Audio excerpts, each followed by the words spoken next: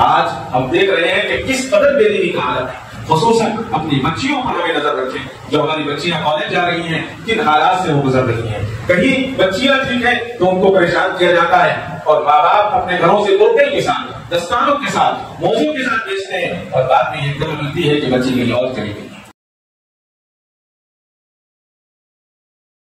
السلام علیکم ورحمۃ اللہ وبرکاتہ.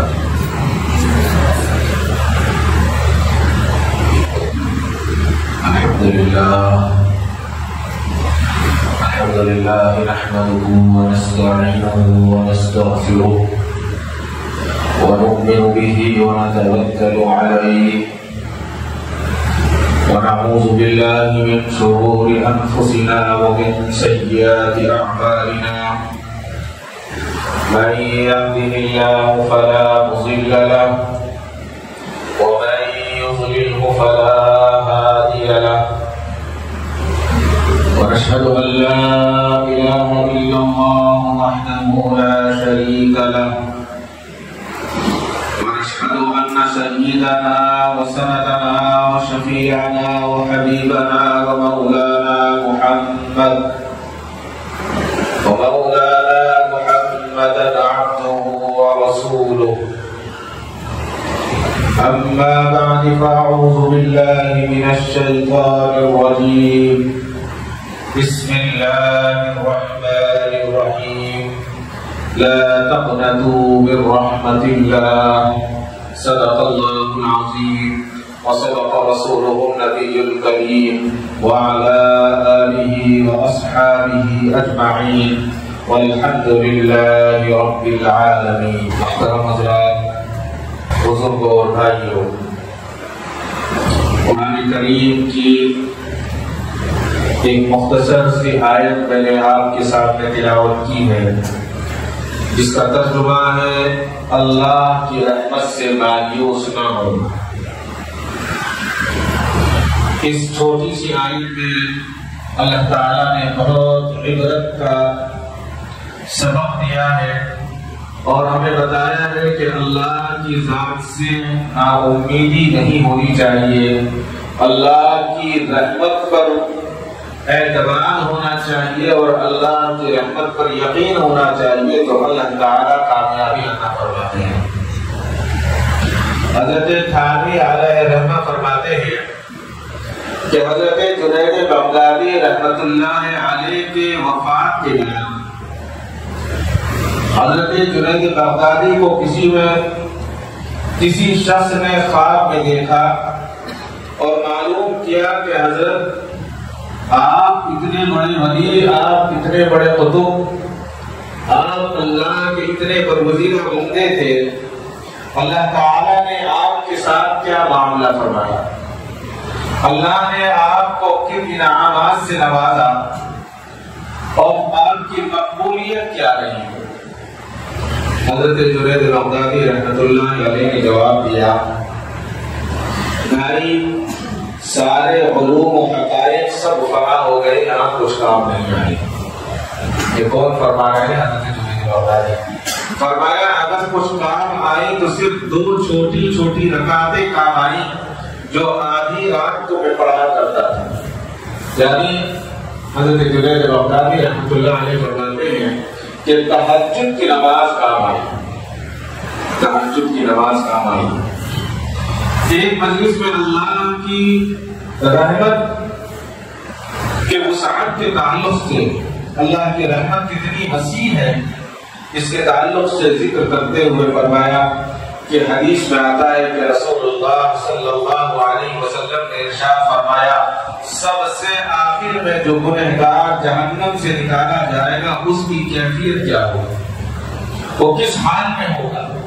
اللہ کے نبی نے فرمایا کہ اس کی کیفیت یہ ہوگی کہ جب باہر نکل کر بھی اس کا رخ جہنم کی طرف رکھا جائے گا اور وہ اس کی وجہ سے جھلس رہا ہوگا، جہنم کی گرمی کی وجہ سے وہ جل رہا ہوگا، جھلس رہا ہوگا. تو وہ عرض کرے گا اے میرے پروردگار، اے میرے رب، میرا چہرہ، میرا رخ جہنم کی طرف سے ہٹا دیجیے، اس لیے کہ اس کی تیز ہواؤں کی وجہ سے میرا جسم جھلس رہا ہے. اس کے شعلے جو ہے میرے جسم کو جھلسا رہے ہیں، آگ برسا رہے ہیں۔ تو اللہ تبارک و تعالیٰ سب جانتے ہیں۔ اللہ تبارک و تعالیٰ فرمائیں گے کہ اگر میں نے تیرا جہنم سے رخ موڑ دیا تو بتا کیا تو اس کے بعد بھی کچھ مانگے گا؟ اس کے بعد تو کچھ طلب نہیں کرے گا؟ تو وہ شخص کہے گا کہ اے اللہ میں وعدہ کرتا ہوں اور میں قسم کھاتا ہوں، میں آپ سے ہر طرح کا وعدہ کرتا ہوں کہ اگر آپ مجھے جہنم کی طرف سے ہٹا دیں گے تو پھر میں آپ سے کوئی چیز کا مطالبہ نہیں کروں گا، پھر میں یہ نہیں کہوں گا کہ آپ مجھے جو ہے اور کچھ انعام سے نوازیں، بس جہنم سے ہٹا دیں، اس کی گرمی سے بچا لیں، بس یہ کافی ہے میرے لیے۔ اللہ تبارک و تعالیٰ حکم فرمائیں گے اور وہ جہنم کی طرف سے اس کا رخ ہٹ جائے گا اور وہ ہمارے جہنم سے آنے والی گرم ہوائیں، گرم شعلے جو ہیں وہ رک جائیں گے اور اس تک نہیں پہنچیں گے، اس کا رخ جہنم سے ہٹا کر جنت کی طرف کر دیا جائے گا۔ کہاں تو جہنم کا، کہاں جنت نظر آنے لگے گی، تو پھر یہ ان کی نعمتوں کو دیکھے گا جنت کی، اور پھر للچائے گا اور للچا کر کہے گا کہ اے میرے پروردگار آپ تو بڑے اچھے ہیں، آپ ایک کام اور کر دیں، مجھے جنت کے دروازے تک پہنچا دیں، مجھے جنت کے دروازے تک پہنچانے میں جنت نہیں مانگ رہا ہوں، میں تو صرف یہ چاہتا ہوں کہ آپ جنت کے دروازے کی ہوائیں میرے اوپر کھول دیں۔ تو اللہ تعالیٰ فرمائیں گے کہ اے میرے بندے ابھی تو نے کیا وعدہ کیا؟ تو نے کہا تھا کہ میں کچھ مانگوں گا نہیں، میں تو صرف یہ چاہتا ہوں کہ مجھے جہنم کی ہواؤں سے بچا لے اور جھلسنے سے بچا لے۔ کہے گا کہ اے اللہ آپ تو بڑے رحیم اور کریم ہیں، آپ کی ذات تو بہت بڑی ہے، آپ مجھے بس جنت کے دروازے پر پہنچائیں۔ اللہ تعالیٰ فرمائیں گے کہ اچھا ٹھیک ہے، اب یہ بتاؤ کیا تمہیں جنت کے دروازے تک پہنچانے کے بعد تم پھر کچھ مانگو گے؟ تو قسم کھائے گا کہ قسم ہے خدا کی، اے اللہ آپ کی قسم کھاتا ہوں میں اب نہیں مانگوں گا، آپ مجھے بس جنت کے دروازے کے قریب کر دیجیے۔ اللہ تعالیٰ اپنی رحمت کا متوجہ کریں گے، حکم دیں گے تو وہ اس جہنمی شخص کو جنت کے دروازے کے قریب کر دیں گے۔ جب جنت کے دروازے کے قریب ہو جائے گا تو وہ جنت کے دروازے کے پاس پہنچنے کے بعد جنت کے مناظر کو دیکھے گا، جنت کے اندر جو نعمتیں ہیں ان نعمتوں کو دیکھے گا، اور پھر اندر اندر پریشان ہوگا اور بچلائے گا اور پھر کہے گا کہ اے اللہ، اے میرے پروردگار آپ کی رحمت تو بہت بڑی ہے، اگر مجھے جنت میں داخل کر دیں تو کیا بگڑ جائے گا، آپ مجھے جنت میں داخل کر دیجیے۔ تو اللہ تعالیٰ فرمائیں گے دیکھو تم نے پہلے وعدہ توڑا، دوسری مرتبہ وعدہ توڑا، پھر وعدہ توڑا۔ کہا کہ اللہ وہ تو آپ کی ذات ہے جو وعدہ نہیں توڑتی، ہم تو آپ کے بندے ہیں، آپ مجھے جنت تک پہنچا دیجیے، اس کے بعد بھی کچھ نہیں مانگو۔ اللہ تعالیٰ فرمائیں گے کہ ٹھیک ہے، کچھ نہیں مانگو گے کہ نہیں میں کچھ نہیں مانگوں گا۔ تو اللہ تعالیٰ فرمائیں گے کہ اے آدم کے بیٹے تعجب ہے کتنی مرتبہ بات کرتا ہے اور وعدہ کرتا ہے پھر وعدے سے ہٹ جاتا ہے، اور پھر اللہ تعالیٰ فرمائیں گے کہ ٹھیک ہے میں آپ سے راضی ہوں، اور اللہ تعالیٰ خوش ہو جائیں گے اور خوش ہو کر اس کو جنت میں داخل کریں گے، اور صرف جنت میں داخل ہی نہیں کریں بلکہ اللہ تعالیٰ فرمائیں گے کہ اب تجھے جو مانگنا ہے وہ مانگ لے، جنت کی ہر نعمت میں تجھے دوں گا، اور جنت کی ہر نعمت اللہ تعالیٰ اسے عطا فرمائیں گے، اور فرمائیں گے کہ اگر تجھے کوئی اور چیز کی تمنا ہو تو وہ تمنا بھی بتا دے، وہ تمنا بھی پوری کروں گا۔ اللہ تعالیٰ کی رحمت تو اتنی بڑی ہے، بہت بڑی جنت ہے، اللہ تعالیٰ کی رحمت بے پناہ ہے، اور وہ نیکیوں کے ارادے پر بھی اجر عطا فرماتے ہیں۔ آدمی یہ سوچ لے کہ میں فلاں نیکی کروں گا، ابھی نیکی کی نہیں، سوچ لیا کہ عصر کی نماز مسجد میں پڑھوں گا، ظہر میں سوچا ہے عصر تک نماز کا ثواب ملتا رہے گا جب تک وقت نہ ہو جائے۔ اگر کسی نے گناہ کا ارادہ کیا کہ میں فلاں گناہ کروں گا، اللہ کی رحمت کتنی بڑی ہے، جب تک گناہ نہیں ہو جاتا، گناہ نہیں کر لیتا، جب تک اس کا گناہ کا عذاب، گناہ کا گناہ نہیں لکھا جاتا۔ یہ اللہ کی رحمت ہے، اور فرمایا کہ نیکی کا ثواب اللہ تعالیٰ کم سے کم 10 گنا عطا فرماتے ہیں، اور فرمایا کہ اگر نیکی کے اندر اخلاص ہوتا ہے، اخلاص دل سے محبت ہو اللہ کی، اور صرف اللہ کے لیے ہو، کسی کو دکھانے کے لیے نہیں، کسی کو بتانے کے لیے نہیں، اپنے دل کو خوش کرنے کے لیے نہیں بلکہ صرف اللہ کو راضی کرنے کے لیے جو عمل کیا جاتا ہے. علماء کرام حدیث کی روح سے فرماتے ہیں کہ جیسا اخلاص ہوگا اللہ تعالیٰ ایسا اجر عطا فرماتا ہے. 10 گنا اجر دیتے ہیں لیکن 10 گنا سے بڑھتے بڑھتے جیسے اس کی نیت ہوتی ہے اس طرح سے 10 گنا سے 70 گنا اور 70 گنا سے بتایا گیا کہ 700 گنا تک اللہ تبارک و تعالیٰ اس کا اجر عطا فرماتے ہیں. نیکی ایک کی اور 700 نیکیوں کا مل رہا ہے. یہ کس لیے مل رہا ہے؟ یہ اس لیے مل رہا ہے کہ اللہ تعالیٰ جو ہے اس کے اخلاص کو دیکھتے ہیں، اس کے خلوص کو دیکھتے ہیں، اور جب وہ خلوص کو دیکھتے ہیں تو پھر اللہ تبارک و تعالیٰ اسی خلوص کے بدلے اس کو ثواب عطا فرماتے ہیں. حدیث میں آتا ہے کہ اللہ تعالیٰ ارشاد فرماتے ہیں کہ میں اپنے بندے کے دل میں رہتا ہوں، اگر وہ مجھے مجمع میں یاد کرتا ہے تو میں اس سے بہتر مجمع میں اس کو یاد کرتا ہوں. جو مجھ سے ایک پالش قریب ہوتا ہے میں اس کے 1 ہاتھ قریب ہو جاتا ہوں، اور جو مجھ سے 1 ہاتھ قریب ہوتا ہے میں اس کے 2 ہاتھ قریب ہو جاتا ہوں، اور جو میرے پاس چل کر آتا ہے میں اس کے پاس دوڑ کر آتا ہوں. جو شخص پوری ہوئی زمین کے برابر گناہ لے کر میرے پاس آئے گا، اللہ تعالیٰ فرماتے ہیں اگر وہ شرک سے بچتا ہے تو میں اپنی رحمت اور مغفرت کی اس پر بارش کروں گا. اللہ اکبر، کتنی بڑی رحمت ہے اللہ کی. شرک سب سے زیادہ اللہ کو ناپسند ہے.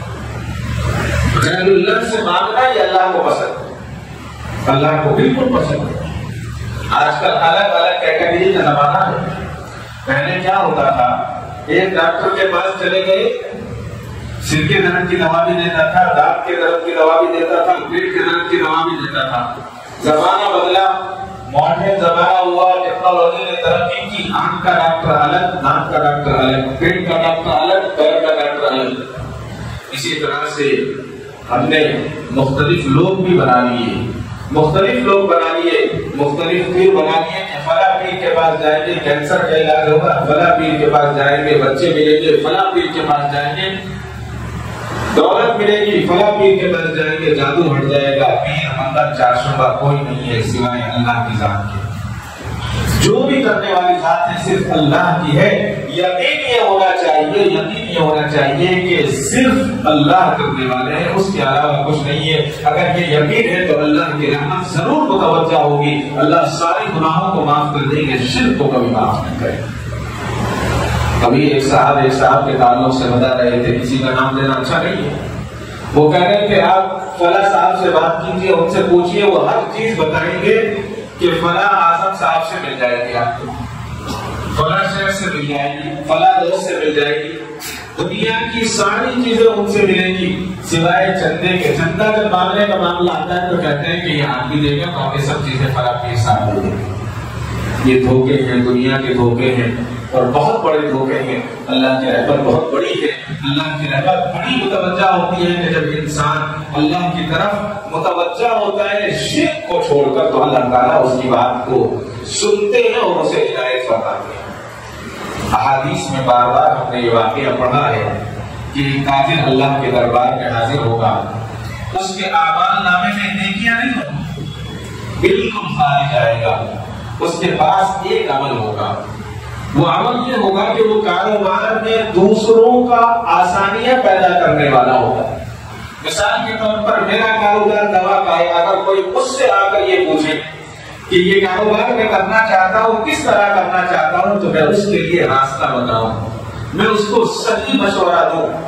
کرنے والی ذات اللہ کی ہے، رزق دینے والے اللہ ہیں. اگر ہم اس کو صحیح مشورہ دیں گے اور اس کے لیے آسانیاں پیدا فرمائیں گے تو اللہ کی رحمت متوجہ ہوگی. فرمایا کہ وہ آدمی آئے گا اور آنے کے بعد قیامت میں اس کے پاس نیکیاں نہیں ہوں گی، لیکن ایک نیک عمل اس کے پاس ہوگا کہ وہ اپنے کاروبار سے دوسرے کے کاروبار میں سہولت پیدا کرنے والا ہوگا، دوسروں کا ساتھ دینے والا ہوگا، دوسروں کو قرض دینے والا ہوگا. تو اللہ تبارک و تعالیٰ اس سے خوش ہوں گے اور فرمائیں گے دنیا میں اس نے میرے لوگوں کے ساتھ نرمی کا معاملہ کیا، جب یہ میرے سامنے آیا ہے تو میں اپنی رحمت سے اس کی مغفرت کا اعلان کر دیتا ہوں. قرض دینا بہت ثواب کا کام ہے، لیکن آج کے دور میں تو ایک عذاب ہو گیا ہے. اگر جو قرض دے دے اس کا قرض دینے والا لینے والا اس کو واپس کرنے کے لیے تیار نہیں ہے، اور اگر لینے والا مان لے تو اس کے لیے بھی پھر مصیبت کھڑی ہو جاتی ہے، دشمنی ہو جاتی ہے۔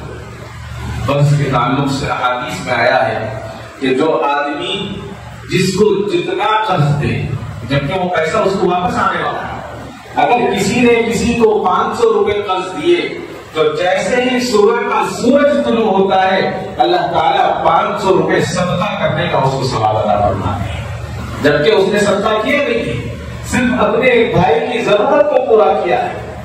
لیکن قرض لینے کے بعد قرض وقت پر ادا نہ کیا جائے اس کی بھی بڑی سخت وعیدیں ہیں، اس وقت وہ موضوع نہیں ہے۔ عرض یہ کرنا ہے کہ اللہ کی رحمت بہت بڑی ہے، اللہ کی رحمت سے نا امید نہ ہو، اور چھوٹی بڑی چیز ہر چیز اللہ سے مانگے، اور اس کوشش میں لگے رہیں کہ اللہ تعالیٰ ہمیں کبھی مایوس نہیں کرے۔ اور دنیا کے اندر جو چیز انسان کو نہیں ملتی، یاد رکھیں کہ کسی نے یہ دعا کی کہ اللہ مجھے 1 کروڑ روپے عطا فرمائے، اور اگر اس کے اندر وہ طاقت نہیں ہے کہ اس کو وہ سنبھال سکے تو اللہ تبارک و تعالیٰ کی قیامت میں وہ اجر اس کے لیے اس کے حساب و کتاب میں لکھا ہوا ملے گا۔ ایک عابد کے تعلق سے آتا ہے کہ رسول اللہ صلی اللہ علیہ وسلم نے ارشاد فرمایا، حضرت ابو ذر غفاری رضی اللہ تعالیٰ اس حدیث کے راوی ہیں، حضرت ابو ذر نقل کرتے ہیں کہ اللہ کے نبی صلی اللہ علیہ وسلم نے ارشاد فرمایا کہ ایک عابد تھا جو 80 سال تک عبادت کرتا رہا اور اپنے حجرے کے اندر بیٹھا، لیکن ایک مرتبہ جب وہ کسی کام سے گھر سے باہر نکلا، حجرے سے باہر نکلا کہ ایک خوبصورت عورت جا رہی تھی، اس پر اس کی نظر پڑی، اور نظر پڑنے کے بعد اس کے حسن پر فریفتہ ہو گیا اور اس کے گناہ سرزد ہو گیا، اس کے ساتھ وہ گناہ میں مبتلا ہو گیا، اور گناہ میں مبتلا ہونے کے بعد بہت زیادہ پشیمانی ہوئی، بہت زیادہ دکھ ہوا، اللہ سے بڑی توبہ کی، گڑ گڑایا، اور گڑ گڑانے کے بعد سب کچھ کرتا رہا لیکن دل کو اطمینان نہیں ہوا۔ اب ان بزرگ کے بعد جو یہ عابد جو تھے 2 روٹیاں تھی کھانے کے لیے، لکھا ہے کہ وہ 2 روٹیاں جب ان کو بھوک لگی سوچا کہ چلو روٹی کھا لو، اب جب روٹی نکالی اتنے میں سائل نے آواز دی کہ اے اللہ کے بندے اگر کچھ کھانے کے لیے ہو تو دے دو تاکہ میں تمہیں دعائیں دے دوں۔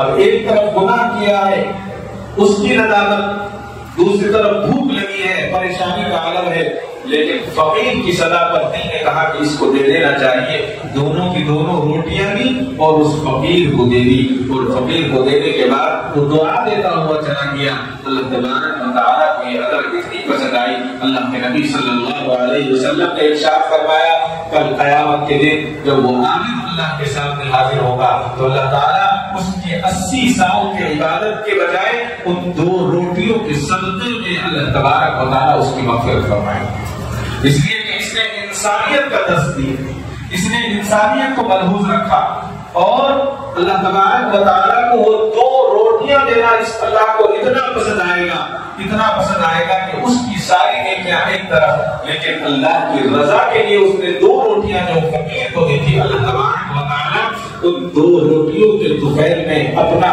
پیار ظاہر فرمائیں گے اور اپنی رحمت کے ذریعے اس کو جو ہے اس کی مغفرت فرمائیں گے۔ یہی انسانیت کا درس ہے، یہی اسلام کا درس ہے۔ روز قیامت کے دن اللہ تبارک و تعالیٰ 2 شخص کو بلائیں گے، بار بار ہم فضائل اعمال میں پڑھتے ہیں یہ واقعہ، 2 شخص کو بلائیں گے اور کہیں گے کہ تم نے دنیا میں کبھی بھی میرا ساتھ نہیں دیا، میرے حکموں پر عمل نہیں کیا، جو میں نے کہا اس کی روبرداری کی، لہذا میں یہ فیصلہ کرتا ہوں کہ تمہارا دونوں کا ٹھکانہ جہنم ہے۔ 2 شخص کے تعلق سے جب ٹھکانہ جہنم کہا جائے گا تو روایت میں آتا ہے کہ ایک شخص بہت تیزی کے ساتھ جہنم کی طرف چل پڑے گا، اور دوسرا شخص آہستہ چلے گا اور بار بار پیچھے مڑ مڑ کر دیکھے گا، بار بار دیکھے گا۔ اللہ تبارک و تعالیٰ مڑنے والے شخص کو بلائے گے کہ یہاں ہو، تم کیوں مڑ رہے ہو، کیوں بار بار پیچھے دیکھ رہے ہو، جب تمہیں حکم ہو گیا تو جاتے کیوں نہیں ہو؟ تو وہ شخص کہے گا اے اللہ ہم نے دنیا میں تو واقعی آپ کے حکم پر عمل نہیں کیا، لیکن آپ کی رحمت تو بڑی وسیع ہے، آپ نے ہی تو فرمایا تھا لا تقنطوا من رحمت اللہ، اللہ کی رحمت سے مایوس نہ ہو، آپ کی رحمت تو بہت بڑی۔ کہا کہ اچھا، پھر اس دوسرے شخص کو بلایا جائے گا اور کہا اللہ تبارک و تعالیٰ اس سے فرمائیں گے کہ تم کیوں تیزی کے ساتھ جا رہے ہیں، کیا وجہ ہے؟ وہ شخص کہے گا کہ اللہ دنیا میں ہم نے آپ کی بات نہیں سنی، یہاں تو کم سے کم سن لیں، اس لیے میں جنت کو چھوڑ کر جہنم کا آگ میں حکم دیا میں جہنم کی طرف جا رہا ہوں۔ تو اللہ تبارک و تعالیٰ ان دونوں سے خوش ہوں گے اور فرمائیں گے کہ تم نے میری رحمت کی امید کو اپنے گریبان میں جھانکا اور رکھا، اور ایک طرف دوسرے سے کہیں گے کہ تم نے میرے حکم کی پاسداری کی، اس کو ماننے کی کوشش کی، لہذا تم دونوں سے میں راضی ہوں اور تمہیں دوزخ کے بجائے جنت میں بھیجنے کا فیصلہ کرتا ہوں۔ یہ اللہ کی رحمت ہے۔ حضرت سیدنا عیسیٰ علیہ السلام کے تعلق سے لکھا ہے کہ ایک مرتبہ سفر میں تھے، سفر میں جا رہے ہیں، جاتے جاتے قبر کی، اس قبر پر آپ نے کشف کے ذریعے مکاشفہ کیا اور کشف کیا، دیکھنے کی کوشش کی۔ اللہ تبارک و تعالیٰ کی رحمت سے اس کا حال کا پتہ چلا، اور دیکھتے کیا ہے کہ قبر کے اندر عذاب کے فرشتے جو ہے مردے کو عذاب قبر دے رہے ہیں۔ خاموش دیکھ لیا، پھر آگے بڑھ گئے، پھر واپس آئے، پھر سوچا کہ چلو ایک بار اور دیکھتے چلتے ہیں، تو دیکھتے کیا ہے کہ رحمت کے فرشتے بڑے بڑے طبق لے کر کھڑے ہوئے ہیں، بڑے بڑے طبق لے کر کھڑے ہوئے ہیں، نورانی طبق ہے، اور جس میت پر ابھی تک عذاب قبر ہو رہا تھا اس کو جنت کے باغوں میں سے بعد تبدیل کر دیا گیا ہے۔ حضرت عیسیٰ علیہ السلام کو تعجب ہوا کہ کچھ دیر پہلے یہ معاملہ تھا، اور کچھ دیر پہ بعد اتنا بڑا معاملہ، اللہ کی رحمت کس قدر کو توجہ ہو گئی۔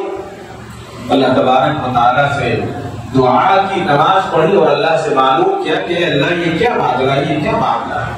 تو اللہ تبارک و تعالیٰ نے فرمایا کہ یہ ایک بدکار شخص تھا، گنہگار شخص تھا، گناہوں میں مبتلا رہتا تھا، اس کا انتقال ہو گیا، اس کے انتقال کے بعد ہم نے اس کو اولاد عطا فرمائی، آج وہ بچہ بولنے کے قابل ہوا، اور بولنے کے قابل ہونے کے بعد آج اس نے اپنی توتلی زبان سے سب سے پہلے بسم اللہ الرحمن الرحیم پڑھا، تو میری رحمت کو جوش آ گیا، اور میری رحمت نے یہ فیصلہ کیا کہ اس کا بچہ زمین کے اوپر میرا نام لے اور زمین کے اندر میں اس کے باپ کو عذاب قبر دوں۔ یہ کیسے ہو سکتا ہے؟ میں نے اس کی مغفرت کا اعلان کر دیا۔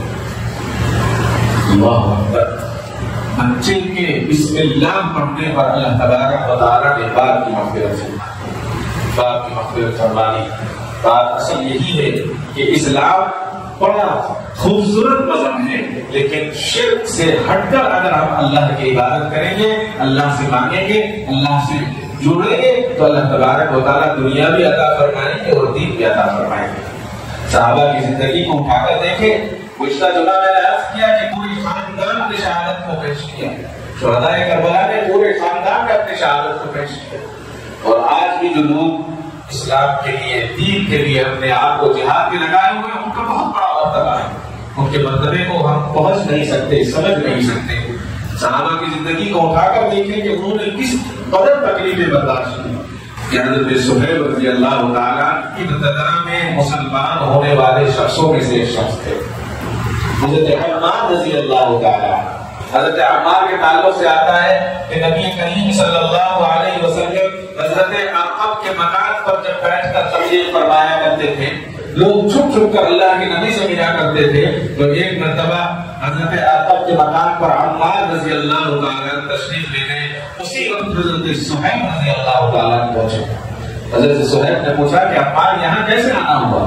کہا کہ اللہ کے نبی صلی اللہ علیہ وسلم کے دست مبارک پر کلمہ شہادت پڑھنے کے لیے آیا۔ تو انہوں نے کہا کہ میرا بھی یہی ارادہ ہے، میں بھی اسی کے لیے آیا ہوں، پھر دیکھ کس بات کا۔ دونوں کے دونوں گئے اور کلمہ پڑھ لیا۔ یہ اس وقت کا زمانہ تھا جس وقت بہت زیادہ تکالیف دی جاتی تھی مسلمانوں کو، بہت زیادہ ستایا جاتا تھا، بہت زیادہ ستایا گیا، تکالیف دی گئی، لیکن اسلام سے نہیں ہٹے۔ جب تکلیفیں بڑھ گئی، حد ہو گئی، اور اللہ کے نبی صلی اللہ علیہ وسلم نے اجازت دی کہ آپ لوگ ہجرت کر لیں، یہاں سے مکے کو چھوڑ دیں، دوسری جگہ جا کر آرام سے زندگی گزاریں، تو وہ بھی مشرکین مکہ کو برداشت نہیں تھا۔ اگر کوئی جانا چاہتا تو اس کو پکڑ لیتے، اس کو سزا دیتے، اس کو تکلیف دیتے۔ حضرت سہیل رضی اللہ تعالیٰ نکلے، مشرکین کی جماعت حضرت سہیل رضی اللہ تعالیٰ کے پیچھے لگ گئی، اور پیچھے لگنے کے بعد مکے سے باہر حضرت سہیل رضی اللہ تعالیٰ کا تعاقب کرتے کرتے حضرت سہیل کا گھیرا ڈال دیا۔ جب گھیرا ڈال دیا تو حضرت صہیب رضی اللہ تعالیٰ نے اپنے ترکش سے تیر نکالا اور تیر نکال کر کہا کہ اے مکے کے لوگوں، تم جانتے ہو کہ تمہارے سے اچھے تیر چلانا میں جانتا ہوں، تم سب میں سب سے بہترین تیر میں چلاتا ہوں، تم کو تیر چلانا نہیں آتا، اور یاد رکھنا جب تک میرے تیر ختم نہیں ہوں گے تب تک میں تمہیں ختم کر دوں گا، اور اگر تم اس پر بھی باز نہیں آئے، تم نے مجھے مارنے کی کوشش کی، تو جب تیر ختم ہو جائیں گے تو میں تلوار سے لڑوں گا، اور پھر فرمایا کہ اگر میری تلوار ٹوٹ گئی تو تم تلوار سے لڑو گے، میں ہاتھ سے لڑوں گا، لیکن میں حق کو نہیں چھوڑوں گا، میں وحدانیت کو نہیں چھوڑوں گا، میں ایک لا الہ الا اللہ کو نہیں چھوڑوں گا۔ اب سب جانتے تھے کہ حضرت صہیب تیر اچھا چلانا جانتے ہیں، ہم سے اچھی تلوار چلانا جانتے ہیں، تو کہا کہ یہ کیسے ہو سکتا ہے کہ ہم تمہیں چھوڑ دیں؟ تو حضرت صہیب رضی اللہ تعالیٰ نے فرمایا کہ میں تمہیں ایک چیز بتاتا ہوں، میرے پاس کچھ مال ہے مکہ کے اندر میں نے رکھا ہوا ہے، اگر تمہیں مال چاہیے تو مال لے لو، فلاں جگہ میرا مال ہے تم رکھ لینا، میرے پاس 2 باغیاں ہیں، غلام ہیں، وہ فلاں جگہ ہے تم ان کو رکھ لو، میں تمہیں مال دیتا ہوں اور مجھے جانے دو۔ کافر کو کیا چاہیے؟ کافر کو مال چاہیے، فوراً خوش ہو گئے اور کہا کہ ہمیں یہ منظور ہے، یہ سونا منظور ہے، اور منظور ہونے کے بعد اس سودے کو پر یقین کر لیا اور کہا کہ تم جا سکتے ہو۔ یہ کافر ہوتا ہے، اور اللہ کے نبی صلی اللہ علیہ وسلم کی خدمت میں مکے کے مشرکین نے کیا کہا تھا؟ ہم آپ کو بادشاہ بنا لیں گے، ہم آپ کو اپنا بڑا مان لیں گے، ہم آپ کو چاندی اور سونے میں تول دیں گے، آپ جو ہے نبوت کا دعویٰ کر دے، نعوذ باللہ۔ اللہ کے نبی صلی اللہ علیہ وسلم نے فرمایا ایک ہاتھ میں سورج، دوسرے ہاتھ میں آپ ہتھیلی پر چاند ملا کر رکھ دو گے تو میں اللہ کی وحدانیت نہیں چھوڑ سکتا۔ اللہ اکبر۔ مومن میں اور کافر میں یہی فرق ہے، سارے کے سارے جو مشرکین حضرت صہیب کو پکڑنے کے لیے آئے تھے چھوڑ دیا، کہا کہ بہت اچھا آپ نے مال بتایا ہے، مال لے لیں گے، اس زمانے میں لوگ جھوٹ نہیں بولا کرتے تھے، چھوڑ دیا۔ حضرت صہیب رضی اللہ تعالیٰ مکے سے مدینہ تشریف لے گئے، ہجرت فرمائی۔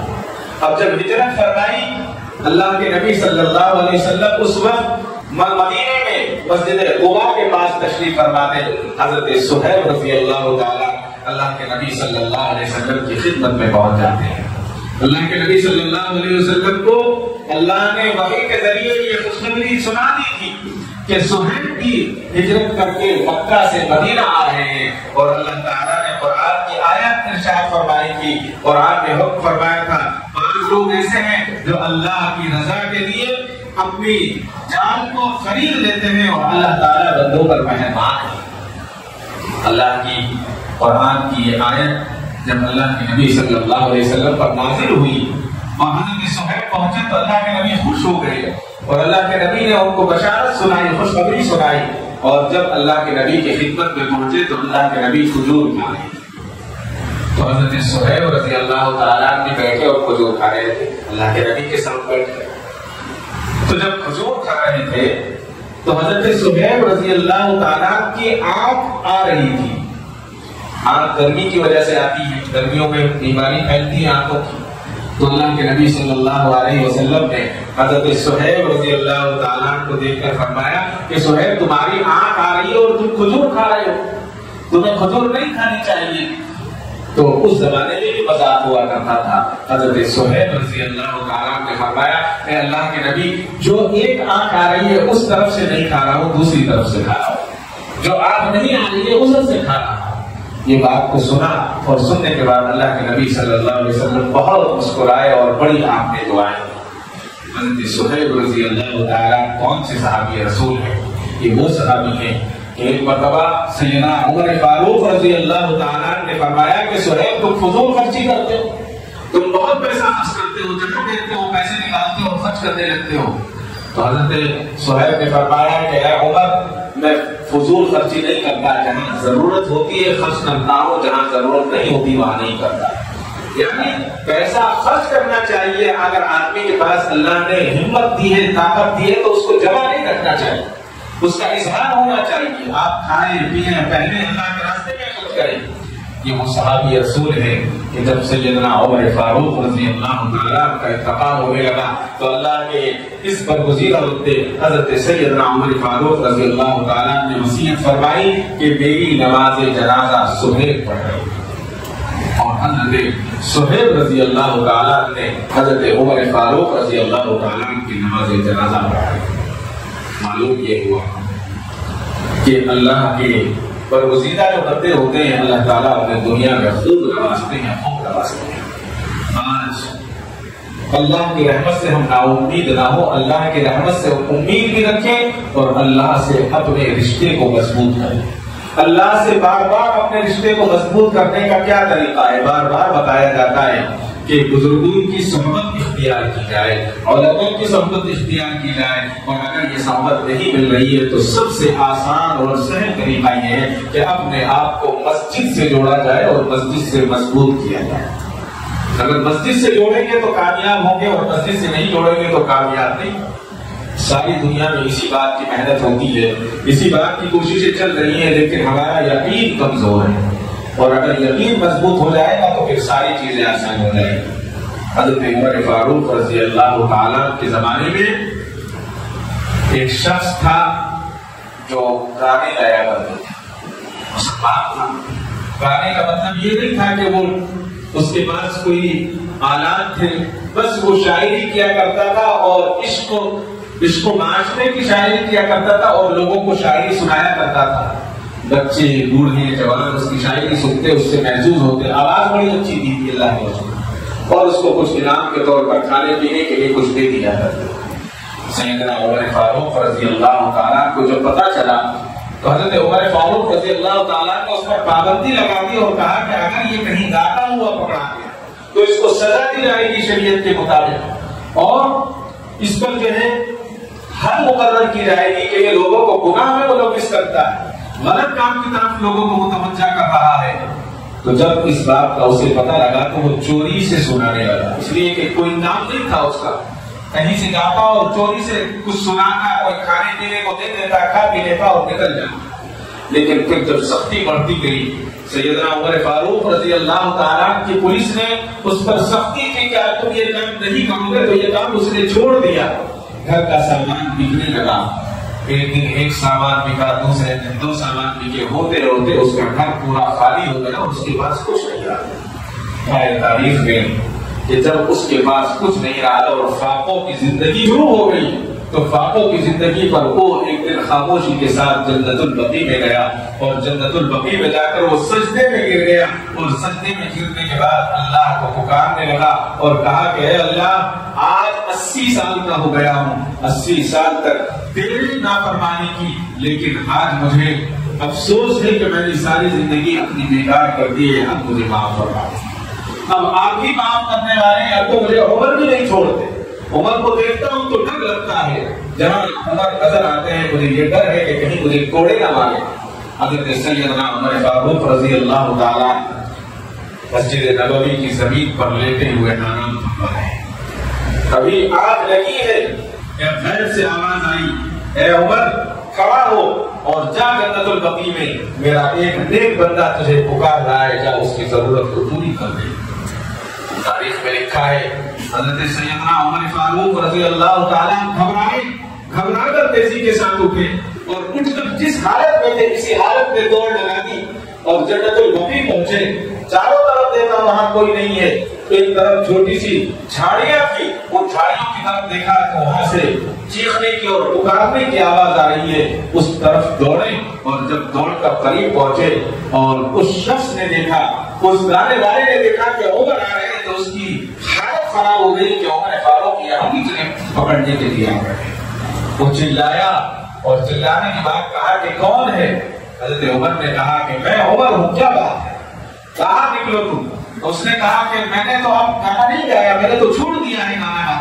کہا کہ میں تجھے پکڑنے کے لیے، تجھے سزا دینے کے لیے نہیں آیا ہوں، بلکہ میں تو اس لیے آیا ہوں کہ میں تیری مدد کر سکوں اور مجھے اس نے بھیجا ہے جس کو تو پکار رہا تھا، جس کی تو سزا لگا رہا تھا، جس کو تو آواز دے رہا تھا۔ اتنا سننا تھا کہ وہیں سجدے میں گر گیا اور کہا کہ ہائے ہائے افسوس 80 سال کی زندگی لوگوں کو خوش کرنے میں لگا دی، کاش آج کی طرح 80 سال اللہ کو راضی کرنے میں لگا دیتا تو عمر تیرے سامنے ہوتا، سجدے میں گرا اور وہی انتقال ہو گیا، اللہ کو اپنی جان پیش کر دی۔ حضرت عمر فاروق رضی اللہ تعالیٰ نے اس کو اٹھوایا، لے کر آئے، غسل کروایا، اور غسل کے بعد بڑے اعزاز کے ساتھ اس کی تدفین عمل میں آئی، اور تدفین کے بعد حضرت سیدنا عمر فاروق نے اس کے خاندان والوں کو بلایا اور ان کا وظیفہ جاری کر دیا، کہا کہ بیت المال سے تمہارا وظیفہ دیا جاتا ہے، تم وظیفہ رکھو اور تمہیں وظیفہ ملے گا۔ اللہ کی رحمت کتنی بڑی ہے، اللہ کی رحمت چھوٹی چھوٹی نیکیاں ڈھونڈتی ہے۔ اگر کسی کو دل سے احساس ندامت ہو جائے، آنکھوں سے آنسو کے چند قطرے گر جائے، تو اللہ کی رحمت جوش آ جاتا ہے۔ میں سر و سامانی کے عالم میں ہو، کسی عالم میں ہو، جتنا بڑا گنہگار ہو، اللہ کی رحمت جب متوجہ ہوتی ہے تو سارے کے سارے گناہوں کو لے جاتی ہے اور اس کو پاک و صاف کر دیتی ہے۔ یہ اللہ کی رحمت ہے، لیکن اللہ کی رحمت کو متوجہ کرنے کے لیے اللہ کی طرف متوجہ ہونا پڑے گا۔ آج ہم دیکھ رہے ہیں کہ کس قدر بے دینی کا عالم ہے، خصوصاً اپنی بچیوں پر ہمیں نظر رکھیں۔ جو ہماری بچیاں کالج جا رہی ہیں، کن حالات سے وہ گزر رہی ہیں، کہیں بچیاں ٹھیک ہے تو ان کو پریشان کیا جاتا ہے، اور ماں باپ اپنے گھروں سے برقعے کے ساتھ، دستانوں کے ساتھ، موزوں کے ساتھ بھیجتے ہیں، اور بعد میں یہ اطلاع ملتی ہے کہ بچی کہیں اور چلی گئی ہے۔ مدرسوں میں جانے والی بچیاں، صرف کالج کی بچیاں نہیں ہیں، مدرسے میں جانے والی بچیوں کا بھی یہ حال ہے، اس لیے کہ شیطان کسی کو بھی پریشان کر سکتا ہے، شیطان کسی کے دل میں بھی گھس سکتا ہے، شیطان کسی کے نفس کو بھی بڑھا سکتا ہے۔ ابھی کی اطلاع ہے، ایک علاقے میں، ہمارے بنگلور کا نہیں ہے، باہر کا معاملہ ہے، کہ بتایا گیا کہ 60 بچیوں نے غیر مسلموں کے ساتھ شادی کی، اور کوئی بچی ایسی نہیں تھی جو دین سے واقف نہیں تھی، دین سے واقف تھی یہ بچیاں۔ تو ان بچیوں کا ذمہ دار کون ہوگا؟ میں اور آپ اس کے ذمہ دار ہیں، اس لیے کہ ان کی نگہبانی کرنا بھی ہمارا فرض ہے۔ بچیوں کو پیدا ہونے کے بعد ان کا نام رکھنا، اچھا نام رکھنا، اچھی تربیت کرنا، اچھی تعلیم دلانا، ان کے بعد وقت پر نکاح کرنا، یہ والدین کا فرض ہے۔ آج کیا ہوتا ہے کہ بچی ذرا اور ایجوکیٹڈ ہو جائے، پھر اور اچھا پڑھ لے، پھر اور آگے بڑھ جائے، اتنا پڑھا دیتے ہیں، پھر کہتے ہیں کہ اس کی اسٹیٹس کے برابر اس کا رشتہ نہیں آ رہا ہے، اس کے درجے کے برابر رشتہ نہیں آ رہا ہے۔ 30 سال 32 سال لڑکی کی عمر ہو جاتی ہے، اور اس رشتے کے چکر میں پتہ لگتا ہے کہ وہ لڑکی ہی ارتداد کا شکار ہو گئی ہے۔ اس کا ذمہ دار کون ہے؟ یہ بھی خوف خدا میں شامل ہے کہ ہم اپنے بچوں کی شادیاں وقت پر کریں، یہ بھی خوف خدا میں شامل ہے کہ ہم اپنے بچوں کی اپنے گھر کی نگہبانی کریں۔ اللہ تعالیٰ کی رحمت بہت بڑی ہے، اس سے بالکل ہمیں جو ہے مایوس ہونے کی ضرورت نہیں ہے۔ دنیا کے اندر جو یہ انقلاب اب شروع ہوا ہے، انشاءاللہ یہ انقلاب پوری دنیا میں برپا ہوگا۔ جہاں اسلام کو بدنام کیا جا رہا ہے، انشاءاللہ وہاں اسلام ابھرے گا۔ اسی کو کہا تھا، اسلام کی فطرت میں قدرت نے لچک دی ہے، اسلام کی فطرت میں قدرت نے لچک دی ہے، اتنا ہی یہ ابھرے گا جتنا کہ دباؤ گے۔ آج جتنا اسلام کو دبایا جا رہا ہے، اسلام الحمدللہ اتنا تیزی کے ساتھ پھیل رہا ہے۔ ابھی آپ نے 2-4 دن پہلے کی خبریں پڑھی ہوگی کہ تروپتی کا جو سب سے بڑا پجاری ہے، اس کی بچی نے اسلام قبول کیا، اور اسلام قبول کرنے کے بعد اللہ نے اس پر اتنی اپنی خاص رحمت فرمائی کہ آج 350 عورتوں نے اس کے ہاتھ اسلام قبول کیا ہے۔ یہ کیا وجہ ہے؟ یہ وجہ ہے کہ ہم اسلام سے دور ہوئے، تو اللہ تعالیٰ کو ہماری ضرورت نہیں ہے، اللہ تعالیٰ جسے چاہیں گے اسے اٹھائیں گے اور اس سے اسلام کا نام لیں گے۔ دعا فرمائیں اللہ تعالیٰ مجھے اور آپ کو کہنے سننے سے زیادہ عمل صالح کی توفیق عطا فرمائے۔ وآخر دعوانا الحمدللہ رب العالمین۔ کعبے پہ پڑی جب پہلی نظر، کیا چیز ہے دنیا بھول گیا، کیا چیز ہے دنیا بھول گیا۔